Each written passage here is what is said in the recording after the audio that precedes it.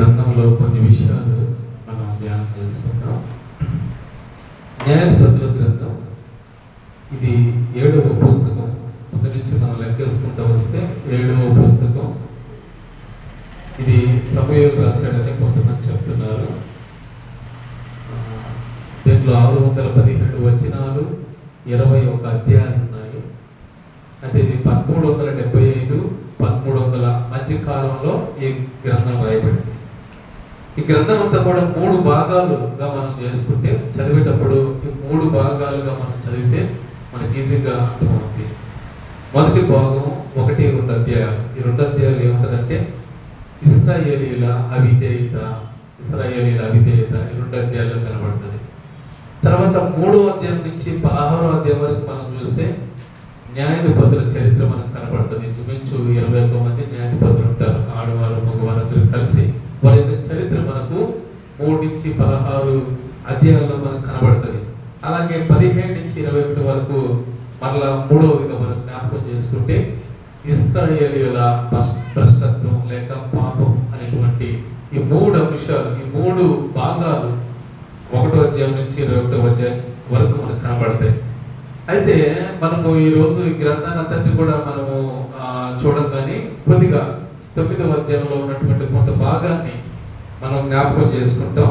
9వ అధ్యాయం 9వ వచనం నుంచి 15వ వచనం వరకు ఈ 6 వచనాల్లో ఒక చిన్న ఉపమానాన్ని చెప్తారు. ఇంగ్లీష్లో ఉపమానాన్ని ఏమంటారంటే పారబుల్ అంటారు. ఒక ఉపమానం అంటే ఏంటంటే ఒక కథని జరిగినటువంటి యథార్థ ఒక సంఘటనగా తెలియజేసే ఒక కథ అన్నమాట. జరిగిపోయిన సంఘటనని తెలియజేసే ఒక కథనే ఉపమానం అంటారు. యేసు ప్రభు వారు కూడా చాలా సార్లు ఉపమానాన్ని చెప్పారు, చాలా ఉపమానాలు చెప్పారు. అయితే న్యాయాధిపతుల గ్రంథంలో ఈ ఉపమానాన్ని మనం జ్ఞాపకం చేసుకుంటే చూడండి, 9వ అధ్యాయం 9వ వచనం. మమ్మల్ని ఏలుమని ఒలివ చెట్టును అడగగా ఒలివ చెట్టు దేవుని మానవులను దేని వలన నరులను సన్మానించుదురో ఆ నా తైలము నీయక మాని చెట్ల మీద రాజునై ఉండి ఇటు అటు ఊగుటకు నేను వచ్చేదనా అని చాలు వాడితోనే. ఈ కథలో ఉన్నటువంటి విషయం ఏంటంటే అడవిలో ఉన్నటువంటి లేకపోతే ఆ ప్రాంతంలో ఉన్నటువంటి కొన్ని చెట్లన్నీ కూడా ఆ ఒలివ చెట్టు దగ్గరకు వస్తాయి. ఒలివ చెట్టు దగ్గరకు వచ్చి ఆ చెట్టును అడుగుతాయి. ఏమని అడుగుతాయంటే, అయ్యా ఒలివ చెట్ట నీవు మా మీద రాజుగా ఉండు అని అడుగుతాయి. అడిగినప్పుడు మామూలుగా మనకి ఏదన్నా ఒక రాజకీయ పార్టీలో కానివ్వండి, లేకపోతే ప్రభుత్వ పరంగా ఏదన్నా ఒక పదవి వస్తే మనం దాన్ని వదులుకోం. చాలామంది నాయకులు కూడా పదవుల కోసం ఎంత వెంపర్లాడుతుంటారంటే పదవి రావడమే కాదు, వాళ్ళకి ముందున్నటువంటి జీవితం గుర్తుండదు. తర్వాత ఏ స్థితిలోకి పోతారన్న విషయం కూడా వాళ్ళు గుర్తుపెట్టుకోరు. మరి ఆ పదవి కోసం ఎంతో ప్రాకులాడతారు. చాలామంది ఆ పదవి లేకపోతే దిగులు పడి చచ్చిపోయేటువంటి వారు కూడా ఉన్నారు. అయితే కొన్ని చెట్లు, నోరు లేని జీవం లేని కొన్ని చెట్లు మానవునికి బుద్ధి చెప్తున్నాయి. ఏమని చెప్తున్నాయంటే, చెట్లన్నీ వెళ్ళాయి ఒలివ చెట్టుని అడిగాయి, ఒలివ చెట్ట మా మీద రాజుగా ఉండు అని అడిగాయి. మనం కాదంటామంటే, ఎవరైనా వచ్చి మనల్ని ఏదైనా ఒక మంచి పదవి ఇస్తాను, నువ్వు పదవిలో ఉండు అని మనం అంటే మనం వదులుకుంటామా? ఖచ్చితంగా మనం వదులుకోం. ఒకవేళ పైకి వదులుకుంటాం అని అన్నా కానీ లోపల ఒరే వృధాగా మిస్ అయిపోయింది, వృధాగా మంచి ఛాన్స్ మిస్ అయిపోయింది అని అనుకుంటాం తప్ప నిజంగా మనస్ఫూర్తిగా మనం ఏది కూడా వద్దని చెప్పం. ఈ ఒలివ చెట్టు చెప్తుంది, వద్దయ్యా నాకు అధికారం వద్దు, నాకు పెద్దనం వద్దు, నాకు పెద్దరికం వద్దు, నాకు నాయకత్వం వద్దు.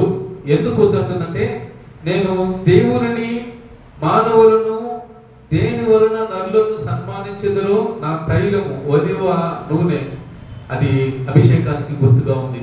పాత నిబంధనల రాజులను అభిషేకించాలంటే ఒలివ తైలంతో అభిషేకిస్తారు, ఒలివ నూనెతో అభిషేకిస్తారు.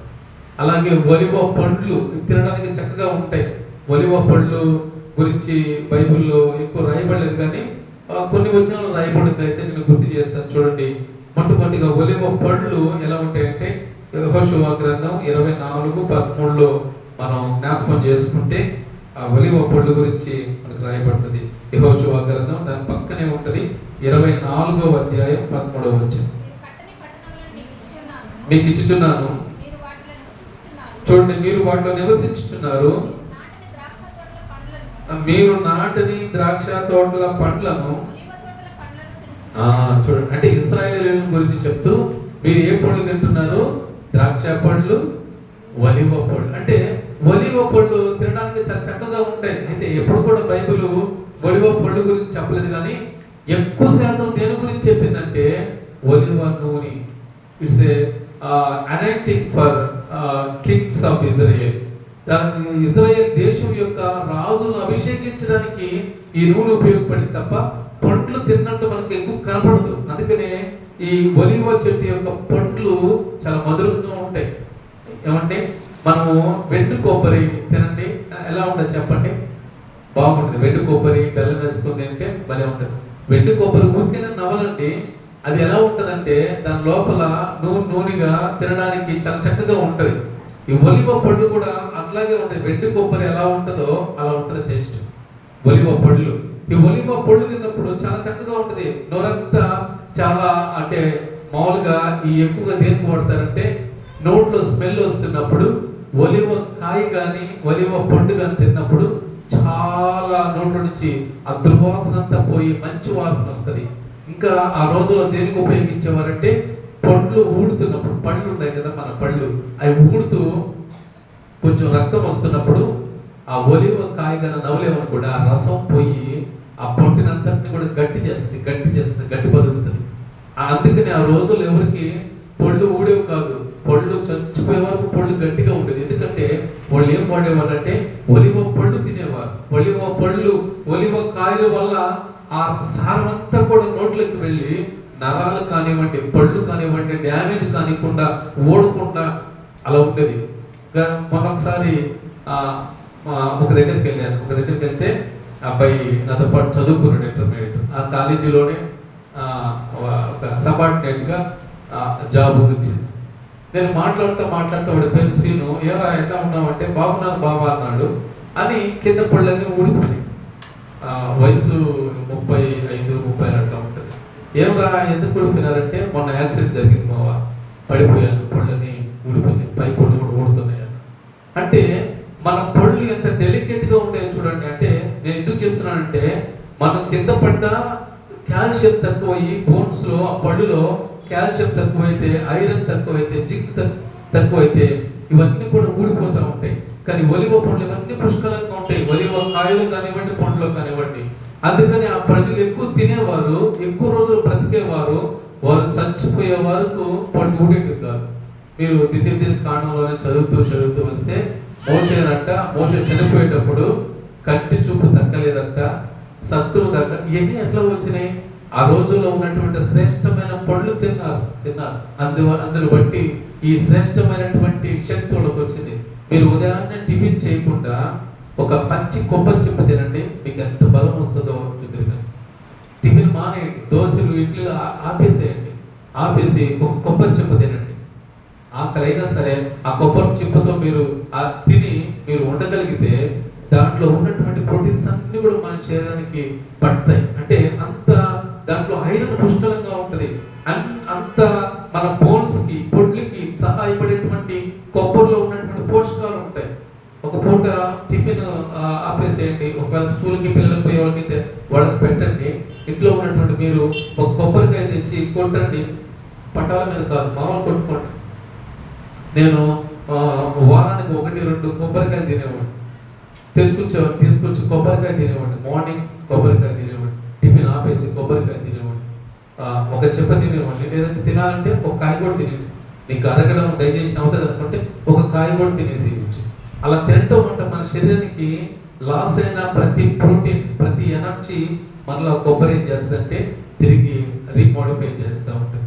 అందుకనే ఈ ఒలివ పండ్లు శరీరానికి చాలా శ్రేష్టమైన శరీరానికే కాదు, మన తల నుంచి అరికాల వరకు నరాల యొక్క రక్త ప్రసరణకి చాలా తోడ్పాటు కలిగిస్తుంది. అందుకనే ఒలివ పళ్ళు తినడం వాళ్ళు అలవాటు చేస్తున్నారు. ఒలివ పళ్ళు తినడం వల్ల, ఒలివ చెట్లలో ఉన్నటువంటి కాయలు తినడం వల్ల శరీరానికి, బోన్స్ కి, పళ్ళకి అన్నిటికీ రక్త ప్రసరణ కానివ్వండి, ఆ శక్తి కానివ్వండి, వీటిని చూస్తారు. అందుకనే ఒలివ చెట్టు ఎందుకు ఈ మాట అన్నదంటే, ఒలివ కాయ యొక్క మరి దాంట్లో ఉన్నటువంటి ముఖ్యమైనటువంటి ఆ గుణాలు, ఈ పోషకాలు, ముఖ్యంగా ఈ పండ్లు నేను ఇవ్వకుండా నేను రాజుగా ఉంటే ఏం చేయకూడదు, ఇక అవన్నీ ఆపేసుకోవాలి, పెత్తనం చేయడానికే చూసుకోవాలి తప్ప కాయలు పళ్ళు ఇక కాసేదానికి ఇంకా అవకాశం ఉండదు. అందుకని ఒలివ చెట్టు అన్నది నేను ఇవన్నీ ఇవ్వకుండా చెట్ల మీద ఏమండి అటు ఇటు, ఆ మాట చూడండి, ఇటు అటు ఊగుతూ, మనకు బైబిల్లో అటు ఇటు తిరుగుతూ వెళ్ళింది ఎవరు చెప్పండి? ఎక్కడ? యోబు గ్రంథం 1వ అధ్యాయంలో కనపడుతుంది. అటు ఇటు తిరిగే స్వభావం ఎవరిది? ఆది నుంచి సాతానుడిదే. ఈ చెట్టు చూడండి ఏ విధమైనటువంటి జవాబు ఇచ్చిందో, అటు ఇటు నేను తిరగను. ఎందుకంటే ఇది ఎవరి స్వభావం? ఇది సాతానుడి స్వభావం. మనం కూడా తెలుసుకోవాలి. మన జీవితంలో, మన నడకలో మనం చాలా మంది అటు ఇటు తిరుగుతూ ఉంటారు, తిరగకుండా ఒక్క చోటన. అందుకని అటు ఇటు తిరిగే వారిని ఏమంటారంటే సంచార జీవులు అంటారు. మనం ఒక చోట నిలబడాలి. we have to sit on the one place, sit in the one place. మనం ఒక స్థలంలో ఉండాలి, ఒకే మార్గంలో ఉండాలి. చంచలమైన మార్గాలు మనకు ఉండకూడదు. అందుకని ఈ ఒలివ చెట్టు సరైనటువంటి సమాధానం చెప్పింది మిగతా చెట్లకు, నేను రాజుగా ఉండను అని చెప్పింది.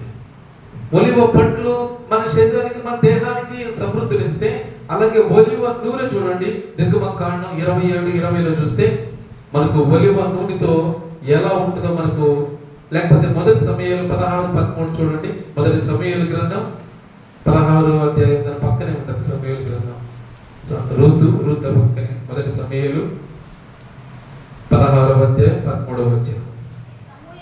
సమూయేలు చూడండి, ఏ తైలపు కొమ్మది? ఒలివ నూనెతో నింపబడినటువంటి తైలపు కొమ్ము.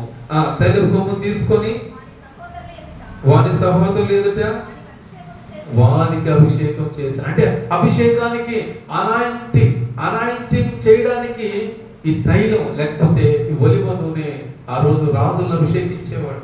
దేవుడు ప్రవక్తలను అభిషేకించేవాడు, ప్రవక్తలు రాజులను అభిషేకించేవారు. అభిషేకానికి గుర్తుగా ఈ ఒలివ నూనె ఉంది. ఈ ఒలివ చెట్టు అంత ప్రాధాన్యం. ఇజ్రాయెల్ దేశంలో ఈ ఒలివ చెట్టుకున్నటువంటి ప్రాధాన్యత, చాలా మంది వెళ్ళి ఇజ్రాయెల్ దేశాన్ని దర్శించడానికి వెళ్ళి వస్తూ ఏం కొనుక్కొచ్చుకుంటారంటే ఒలివ నూనె కొనుక్కొచ్చుకుంటారు. ఎందుకంటే ఆ నూనె యొక్క ప్రాధాన్యత మనకు తెలుసు. అది మన యొక్క అభిషేకానికి, కుటుంబం అభిషేకానికి, కుటుంబంలో ఉన్న సభ్యుల అభిషేకానికి, మొత్తంగా కుటుంబంలో ఉన్నటువంటి అందరి యొక్క అభిషేకానికి గుర్తుగా ఈ చెట్టు. అందుకనే చెట్లందరికీ సమాధానం చెప్పింది, నేనున్నాను రాజుగా, నీ మీద రాజుగా నేనున్నాను అని చెప్పింది. వెంటనే చెట్లు అన్నాయి, సరే నువ్వు కాకపోతే మరి మాకు చాలా మంది ఉన్నారులే అని అక్కడి నుంచి లేచి మరొక చెట్టు దగ్గరికి వెళ్ళినాయి. 10వ వచనం. అప్పుడు చెట్లు నీవు మమ్మల్ని ఏలుమని, సేమ్ ఇదే మాట. మళ్ళా ఒలివ చెట్టును వదిలేసి అంజూరపు చెట్టు దగ్గరికి పోయినాయి. అంజూరపు చెట్టు దగ్గర పోయి నీవు మమ్మల్ని ఏలండి అని అంజూరపు చెట్టుని అడిగింది. అంజూరపు చెట్టు సరే రండి అన్నదా? చదవండమ్మా ఏమన్నదో. అంజూరపు చెట్టు చెట్ల మీద రాజునై ఉండి అటు ఇటు ఊగుటకు నా మాధుర్యమును, నా మంచి ఫలములను, ఇది కూడా తేల్చినట్టు చెప్పేసి నేను రాజుగా ఉండను. ఎందుకంటే అంజూరు పళ్ళు ఆ రోజుల్లో ప్రధానమైనటువంటి పండు. ఎంత ప్రధానమైన పండు అంటే, మనకు ఆ అరటిపండు ఎంత ప్రాధాన్యమో, అరటిపండు ప్రతి కాలంలో దొరుకుతుంది. దొరకనట్టు కాలంలో ఏది కూడా ఉండదు. ప్రతి కాలం, వర్షాకాలం అరటిపండు దొరుకుతుంది, ఎండాకాలం దొరుకుతుంది, చలికాలం, ఏ కాలంలో అయితే అరటిపండు అమ్ముతూ ఉంటారు. మనకు అరటిపండు ఎంత ప్రాధాన్యమైందో వారికి మరి ఈ యొక్క అంజూరు పండు అంత ప్రాధాన్యమైంది. అందుకని అంజూరు చెట్టు దగ్గర పోయింది. అంజూరు చెట్టు దగ్గర పోయి అంజూరు చెట్టుని అడిగింది. ప్రాధాన్యమైనటువంటి పండు, అందరూ తినేటువంటి పండు. అరటి పండు తిన్నవాడు ఎవరైనా ఉంటారా? ఎవరు? చిన్న బిడ్డ దగ్గర నుంచి, పుట్టిన బిడ్డ, సంవత్సరం బిడ్డ దగ్గర నుంచి చనిపోయే ముసలోడు వరకు అందరూ మెచ్చేటువంటి పండు ఏంటంటే అరటి పండు. కొంతమంది దానిమ్మ తినరు, కొంతమంది యాపిల్ తినరు, కొంతమంది మరొకటి తినరు. కానీ అరటిపండు మాత్రం ప్రతి ఒక్కరు మన దేశంలో తింటారు, ముఖ్యంగా మన రాష్ట్రంలో. ఇజ్రాయెల్ దేశంలో అంజూరు పండు ప్రతి ఒక్కరు తింటారు. అది వాళ్ళకి బాగా తెలిసినటువంటి పండు అనమాట. అన్ని కాలంలో లభించేటువంటి పండు. దానికి ఒక కాలం ఉండదు, సపరేట్ గా టైం ఉండదు, కాలం ఉండదు, సమయం ఉండదు. ఏ సమయంలోకి వెళ్ళినా సరే అంజూరపు చెట్టు పూస్తూనే ఉంటుంది. అందుకని ఈ అంజూరపు చెట్టు అన్నది నాకు రాజుగా పెద్దను వద్దు. ఈ అంజూరపు చెట్టు చాలా చాలా మనకు గమనిస్తే చూడండి, ఇర్మియా గ్రంథంలో కూడా మనకు కనబడుతుంది. ఇర్మియా గ్రంథం 24వ అధ్యాయం 1వ వచనం చూస్తే అంజూరపు పండు యొక్క అంత మాధుర్యము, దాని యొక్క టేస్ట్ గురించి రాస్తూ చూడండి. ఇర్మియా గ్రంథం 24వ అధ్యాయం 1వ వచనం. బబులోను రాజైన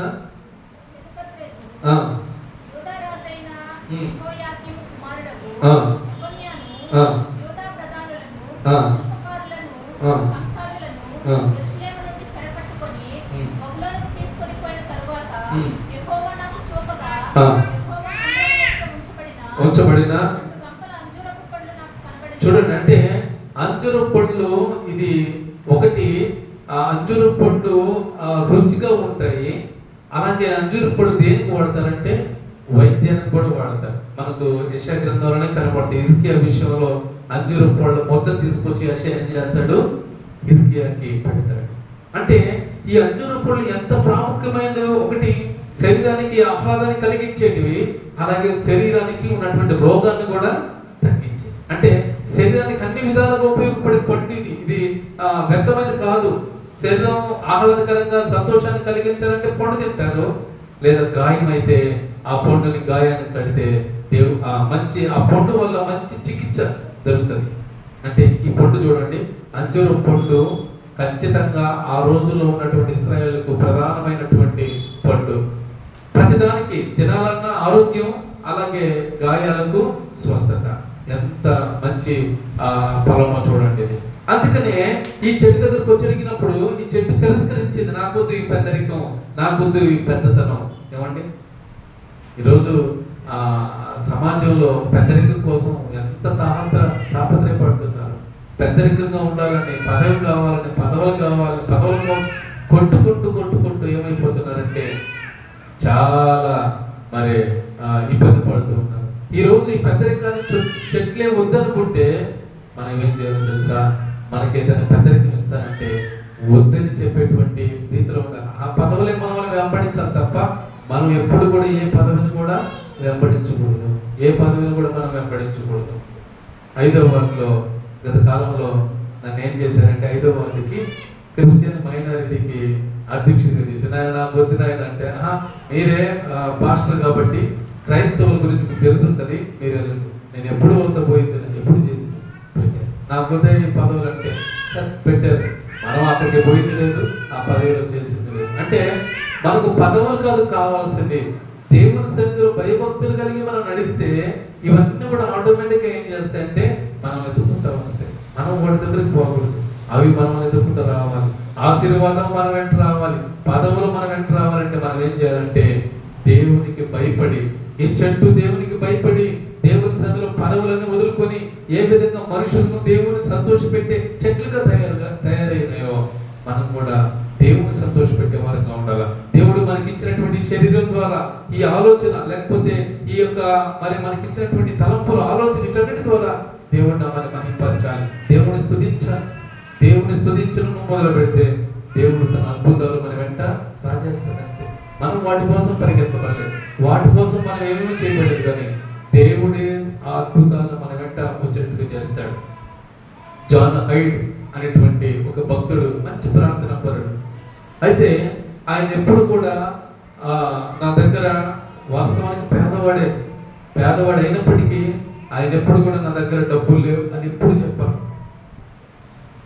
బయట ఎవరు అడిగినా చూద్దాంలే అలాగే అని వెళ్ళిపోయాడు. నిజంగా తన దగ్గర డబ్బులు ఉండేవి కాదు, ప్రార్థన చేసేవాడు. ఎవరికి నా దగ్గర డబ్బులు లేదు, నాకు చాలా ఇబ్బందిగా ఉంది, నాకు ఇరుగ్గా ఉందని ఎవరితో అనేవాడు కాదు. మళ్ళీ ఈయన పేదవాడు. సువార్త సభలు పెట్టాలంటే కొన్ని ₹100 కావాలి, సువార్త చేయాలంటే ట్రాక్స్ కొట్టించుకోవాలి, డబ్బులు కావాలి, ప్రయాణాలు డబ్బులు కావాలి. కానీ ఇంతలో రూపాయి ఉండేది కాదు. మా గురించి ప్రార్థన చేసేవాడు.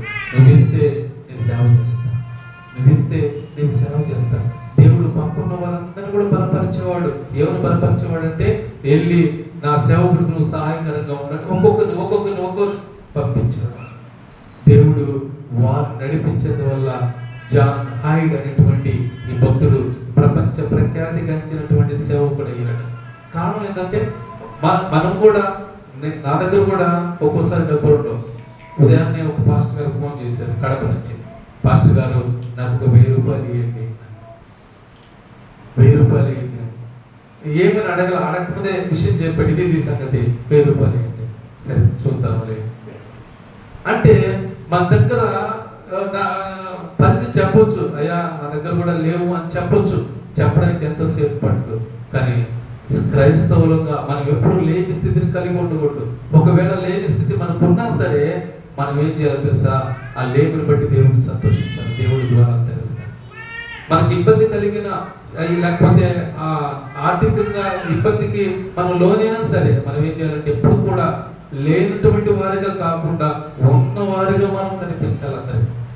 అలా కనిపించినప్పుడు దేవుడు మన జోబిని లేకపోతే మనకున్నటువంటి ఆ స్థితిని మార్చి బలమైనటువంటి సహాయం ఉంది. అందుకని ఈ అంజూరం చెట్టు దాన్ని వదులుకుంది. మన లూకాసు వార్త 13:7 కూడా చూస్తే చదవదులండి. ప్రభువు ఒకసారి అంజూరం చెట్టు చూస్తాడు. చూసినప్పుడు అక్కడ ఫలాలు ఉండవు. ఎందుకంటే అక్కడ రాయబడింది అది అంజూరం పళ్ళ కాలం కాదు అని రాయబడింది. వాస్తవానికి అంజూరపు చెట్టుకి ఒక సీజన్ అనేది ఉండదు. ప్రతి సీజన్లో అది కాయాలి, దాని యొక్క స్వభావం అది. కానీ అంజూరు పళ్ళు కాయవు. అంజూరు పళ్ళు లేకపోతే ఆ సమాజం ఎలా ఉండేదంటే మోసపోయినట్టుగా ఉండేది. ఇందాక మనం చూస్తున్నాం కదా, అంజూరపు పండు గాయానికి పనిచేస్తుంది, ఆరోగ్యానికి పనిచేస్తుంది. అటువంటి చెట్టు అన్నది నాకు పెద్దరికం వద్దు, రాజరికం వద్దు అన్నది. ఏమండి, మనం ఇందాక చెప్పినట్లుగా మనకు కానీ రాజరికము పెద్ద ఒక చిన్న పదవి ఇస్తేనే మనం నిలబడం. ఏమంటే గంతులు వేస్తాం ఆ పదవిని బట్టి. నా అంత వీరుడు లేడు అని అంటాం. ఒకసారి అమెరికా అధ్యక్షుడు బరాక్ ఒబామా తన కారు తీసుకుని పెట్రోల్ బంక్ ముందు నిలబెట్టాడు పెట్రోల్ కొట్టించుకోవడానికి. నిలబెట్టించుకుంటే ఆ పెట్రోల్ బంక్ లో అతను ఆ టిఫిన్ చేయడానికి దేనికో వెళ్ళాడు. వెళ్తే ఇతనే దిగి తన కారులో పెట్రోల్ కొట్టుకొని ఆ డబ్బులు అక్కడ పెట్టేసి వెళ్ళాడు. అంటే మనం అధికారాన్ని బట్టి మనకున్నటువంటి వాటిని బట్టి మనం ఏం చేయాలంటే ఆ దేవుడు మనకి ఇకపోతే మనకి ఎక్కడి నుంచి వస్తాయి. వాటిని బట్టి కాకుండా దేవుని బట్టి మనం అంతసేపడితే నిజంగా దేవుని యొక్క చిత్తం మనలో నెరవేర్చబడి. ఈ అంజూరం చెట్టు కూడా అంతే. నేను ఆ రాజుగా ఉండను, న్యాయాధిపతిగా ఉండను, నాకు కొద్ది అధికారం అని నేను ఇలా ఉంటాను అని తను ఫలమిచ్చేటువంటి చెట్టు వలె మనం చూస్తాం. కీర్తనలో 1వ అధ్యాయంలో ఉంటది, తగిన కాలమందు ఫలమిచ్చు చెట్టు వలె ఉండాలి. ఈ చెట్టు అది నేర్చుకుని తన కాలమందు ఫలమిచ్చేటువంటి చెట్టుగా అంజూరం చెట్టు ఎదిగింది. చూడండి, 3వదిగా అక్కడే 11వ వచ్చింది. అటు తర్వాత చెట్లు నీ వచ్చి మమ్మల్ని ఏలుమని మళ్ళా ద్రాక్ష చెట్టుని అడిగింది. మొదటిగా ఏమో ఒలివ చెట్టుని అడిగింది, రెండవదిగా అంజూరపు చెట్టుని అడిగింది, మూడవదిగా ద్రాక్ష చెట్టు. చదవండి, ద్రాక్ష చెట్టుని అడిగింది. ద్రాక్షవల్లి దేవుని మానవులను సంతోషపెట్టు, నా ద్రాక్ష రసమును నేను ఇయ్యక మాని చెట్ల మీద రాజునై ఉండి ఇటు అటు ఊగుటకు నేను వచ్చేదనా అని వాడతాను. చాలా అంటే ఇప్పుడు 3వదిగా ద్రాక్ష చెట్టు కూడా ఇదే సమాధానం చెప్పింది. నిజంగా ఫలాలు ఇచ్చేటువంటి చెట్టు అయినా ఫలాలు ఇచ్చే మనిషి అయినా పదవులకి అధికారానికి ఆశపడి. అందుకే దేవుని వాక్యం చెప్తుంది, ద్రాక్షావళిని పోయి అడిగేయండి. చెట్లన్నీ అడిగితే ద్రాక్షావళి అన్నది వద్దు, నేను రాజుగా ఉండను, దేవుని మానవులను సంతోషపెట్టున్న రసం నేను ఇయ్యక మాని చెట్ల మీద రాజునై ఉండి అటు ఇటు ఊగుటకు నేను వచ్చేదనా. చూడండి, అంజూరు ద్రాక్ష చెట్టు కూడా చాలా మనం ద్రాక్ష పళ్ళు తింటూ ఉంటాం. ఏమండి, రకరకాల ద్రాక్ష పళ్ళు ఉన్నాయి. తెల్ల ద్రాక్షాలు ఉన్నాయి, నల్ల ద్రాక్షాలు ఉన్నాయి. అయితే ద్రాక్ష పండు ఎలాగున్నా సరే, అంటే ఏ రంగున్నా సరే, దాని టేస్ట్ మాత్రం ఒకే రకంగా ఉంటుంది. ఒక్కొక్క సీజన్లో చిన్న చిన్న ద్రాక్ష పళ్ళు వస్తాయి, తెల్లవి చిన్న చిన్నవి. వాటి యొక్క రుచి కూడా చాలా అద్భుతంగా ఉంటుంది. అందుకని ద్రాక్ష పళ్ళు తన రుచిని, తన ఆనందాన్ని మనుషులకు, దేవునికి ఇవ్వకుండా నేను మానలేను, నేను ఇవ్వాల్సిందే, నా స్వభావం అదే, నేను ఇవ్వాల్సిందే, సంతోష పెట్టవలసిందే. అందుకని ద్రాక్ష చెట్టు చూడండి, పరమగీతాలు 2:5 కూడా ద్రాక్ష పండు గురించి అక్కడ చెప్తూ అక్కడ రాయబడింది. చూడండి, పరమగీతాలు 2:5.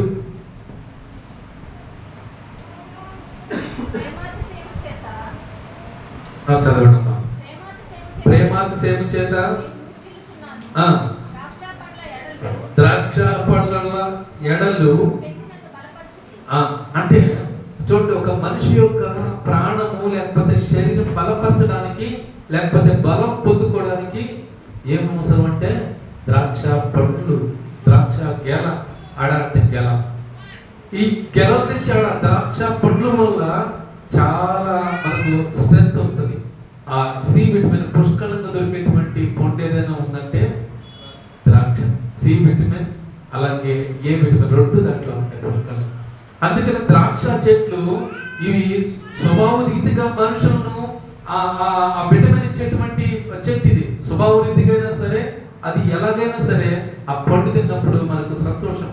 ద్రాక్ష జ్యూస్ అవి 2 రకాలుగా ఉంటాయి. ఒకటి ఫ్రెష్ జ్యూస్, మనం జ్యూస్ షాప్కి వెళ్ళామంటే ద్రాక్ష జ్యూస్ ఇవ్వమంటాం. వాడు ద్రాక్ష పండ్లని వేసి చక్కెర వేసి జ్యూస్ ఇస్తాడు, అది ఎవరైనా తాగొచ్చు. అలాగే రెండవదిగా అది వైన్ అని ఉంటుంది అనమాట, అదే మరగబెట్టినటువంటి వైన్, అది తాగితే మత్తు వస్తుంది. మనం జ్యూస్ తాగొచ్చు కానీ వైన్ తాగకూడదు. దాన్నే ఆ ద్రాక్షల్ని మరగబెట్టి ఏదేదో వేస్తారు, నాన్సెన్స్ అంతా వేసి దాన్ని బాటిల్స్ లో అమ్మితే అదొక రకమైన టేస్ట్. అది తాగితే మత్తు వచ్చి చాలా మంది పడిపోతారు. మన ఉదయం బండిలో పోతా ఉంటే ఒక అతను పడిపోయి ఉన్నాడు.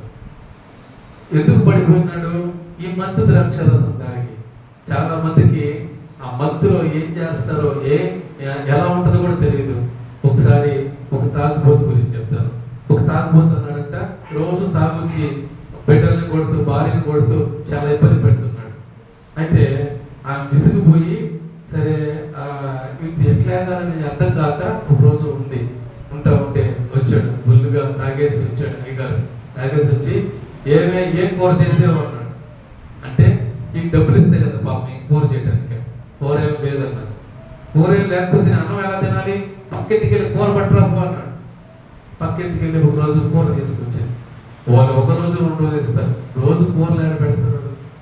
వెంటనే 3వ రోజు ఏ ఇంటికి వెళ్ళాలో తెలియక వెంటనే ఆలోచించింది, ఏం చేద్దాం అని ఆలోచిస్తా అగ్గిని ఎత్తుకొని పోతా ఉంటే ఒకరోజు పశువుల కొట్టంలో ఒక బరిదూడ జారుగా పేడేస్తా ఉండింది.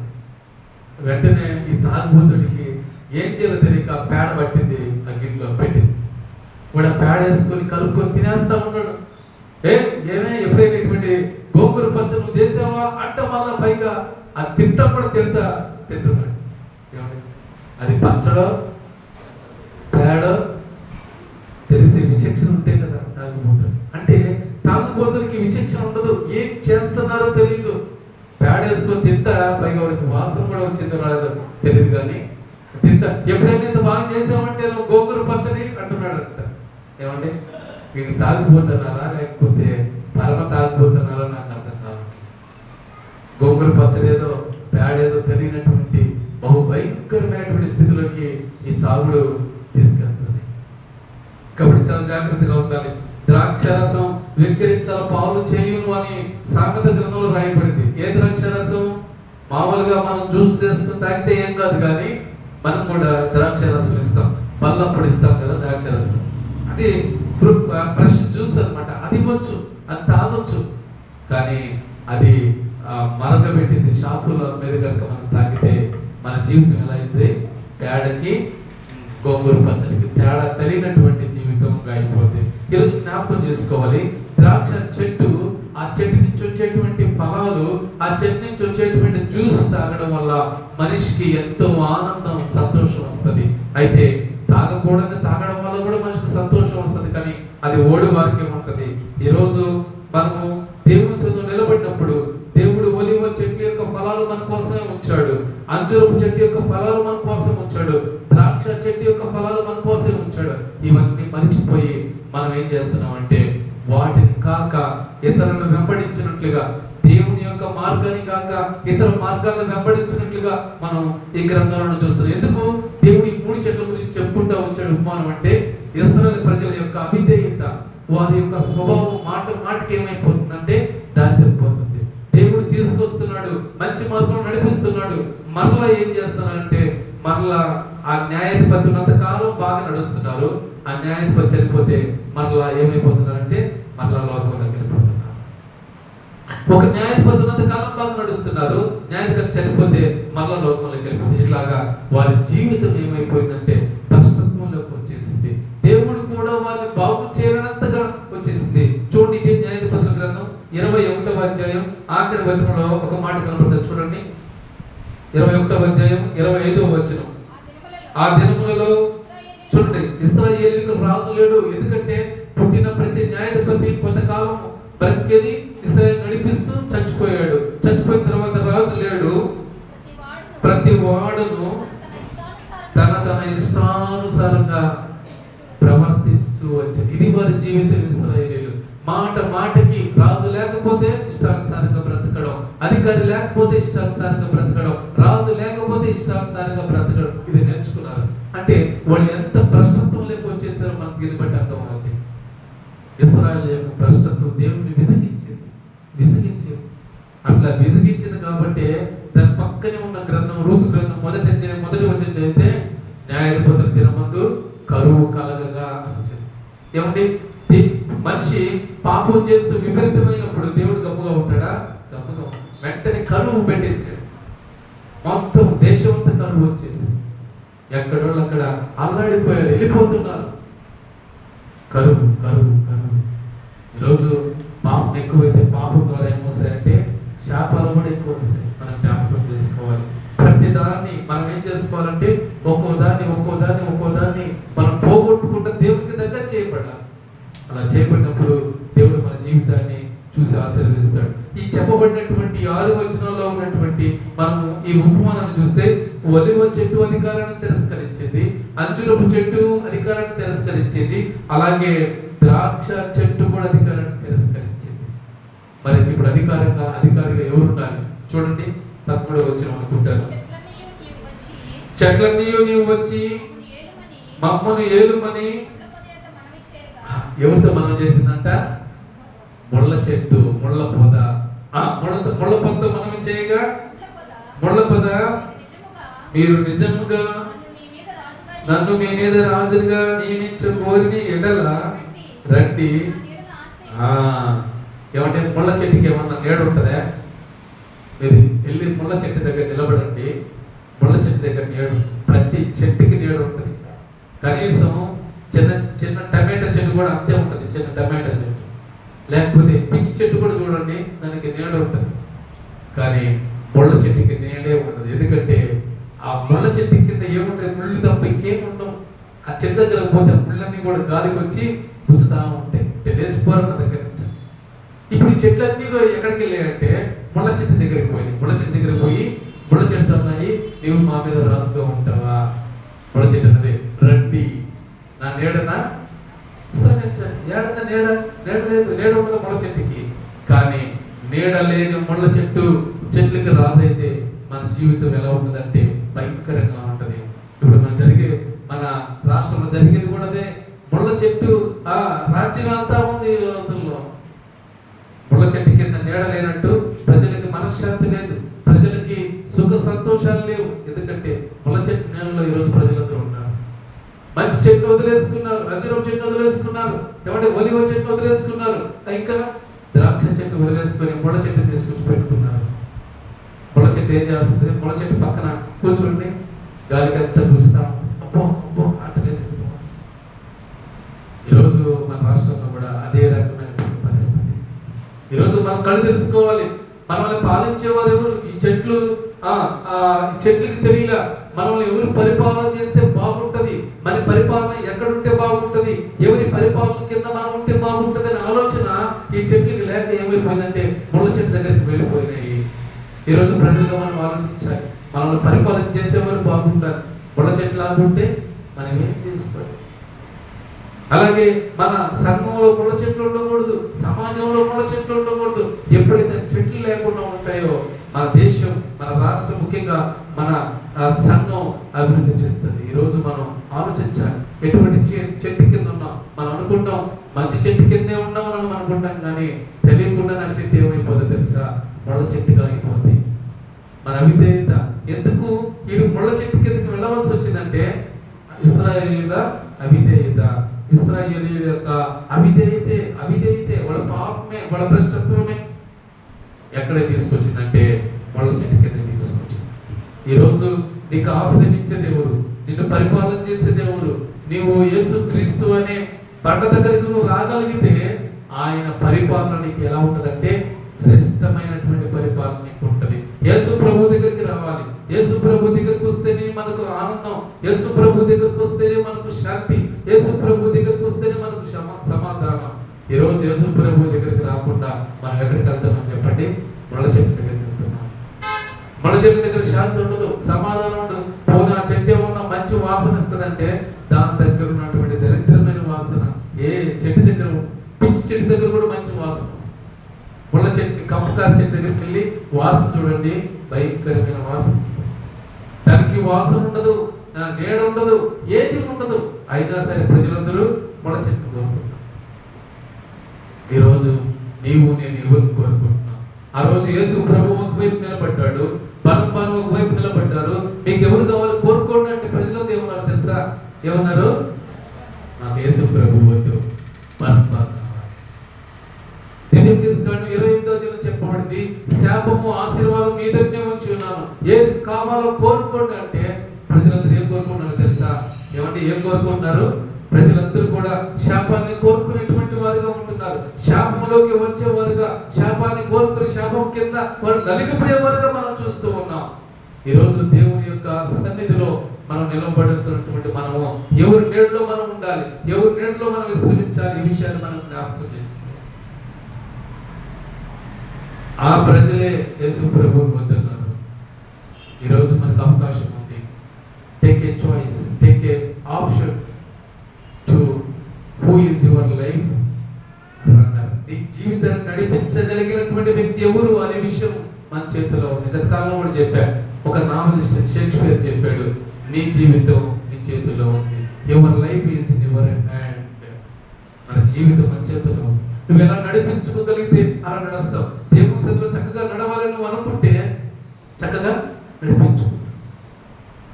లేదు లోకంలో నేను ఉంటాను అనుకుంటే, లోకంలో నీవు ఉంటే లోకం తర్వాత ఏమైపోద్దో, లోకం అంతం తర్వాత లోకం ఏమైపోద్ది? భూమంతా కూడా కాలిపోద్ది. యేసు ప్రభు యొక్క రాకడలో మనుషులందరూ ఎత్తపడతారు, పరిశుద్ధులందరూ ఎత్తపడతారు. ఒకవేళ మనం విడవబడితే మన పరిస్థితి ఏంటి? ఆ పరిస్థితిని ఆలోచించుకుంటే ఎలా ఉంటుందో ఒకసారి ఆలోచించండి. కాబట్టి మనం ఎత్తబడాలి అంటే, ఎత్తబడే గుంపులో మనం ఉండాలంటే ఈరోజు నీ నిర్ణయం నీ చేతిలో, your decision is your hand. ఈరోజు నిర్ణయం తీసుకుందాం. ఒక ముళ్ళ పదలాగా ఉండాలని నిర్ణయం తీసుకుంటావా? లేకపోతే ఒక ఒలివ చెట్టు, ఒక ద్రాక్ష చెట్టు, ఒక అంజూరపు చెట్టు లాగా నీ జీవితాన్ని ఫలించేటువంటి మార్గంలో ఉంచుకుంటావా? ఈ ఉపమానాన్ని తండ్రి దేవుడు ఇశ్రాయేలుకు చెప్తున్నాడు. ఈ రోజు మీరు ఎవరి కింద ఉన్నారంటే ముళ్ళ చెట్టు కింద ఉన్నారు. అందుకని వారు ఆ మిద్యానీయులకు అప్పగించాడు దేవుడు. మిద్యానీయులు లేస్తే ఒకటి, కూర్చుంటే ఒకటి, పడుకుంటే ఒకటి, పడితే వాళ్ళు అప్పుడు తెలుసుకున్నారు, అయ్యా మిద్యానీయులు మమ్మల్ని నలిపేస్తున్నారు అన్నప్పుడు మరలా దేవుడు ఒక రక్షకుడు పుట్టిస్తాడు, రక్షకుడు పంపిస్తాడు. రక్షకుడు ద్వారా మరలా ఇశ్రాయేలు ప్రజలు సరిగ్గా నడుస్తారు. మరలా వాడు వయసు అయిపోయి ముసలైపోయి చచ్చిపోతే మరలా నాయకుడు లేడు అని మరలా ఇష్ట ప్రకారం చేయించడం, ఇష్ట ప్రకారం నడవడం మొదలుపెట్టు. మరలా దేవుడికి మిద్యానీయులకు అప్పగిస్తాడు. మరలా దేవుడికి పిలిస్తే అమ్మోనీయులకి, ఇట్లా దేవుడు వారిని నలిపేసి ఏం చేస్తాడంటే ఆఖరికి అసలు వీళ్ళకి వదిలేయాలని వదిలేస్తాడు. ఇష్ట ప్రకారం జీవించడం మొదలుపెట్టాడు. కరువులు, కాటకాలు. ఇజ్రాయెల్ దేశం ఎలా ఉండాలని దేవుడు కోరుకున్నాడు. అలా లేకుండా పతనావస్థలకు వెళ్ళిపోవడం గల కారణం ఏంటంటే వారు చేసిన తప్పులు, వారు చేసినటువంటి ద్రోహాలు. ఈరోజు మనం ఎలా ఉన్నాం, మన పరిస్థితి ఎలా ఉంది, మన జీవితం ఎలా ఉంది, దేవునికి ఇష్టమైన రీతిలో మనం నడుస్తున్నామా, దేవునికి ఇష్టమైన మార్గాన్ని మనం ఎంచుకున్న దాని ప్రకారం నడుస్తున్నామా అన్న విషయాన్ని ఒకసారి మనం ఆలోచించాలి. ఒళ్ళ పద కంపకాల చెట్లాగా మన జీవితం ఉందేమో మార్చుకుందాం. We have to change our life. We have to change our position, change our way.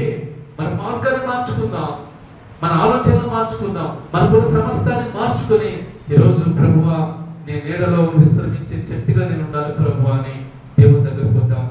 దేవుని సన్నిధిలో ముందుకు సాగుదాం. దేవుడి యొక్క కొద్ది మాటలు మన వెనుకలో దీవించి ఆస్వాదించును గాక. ఆమేన్. దేవునికి స్తోత్రం. హల్లెలూయా, హల్లెలూయా.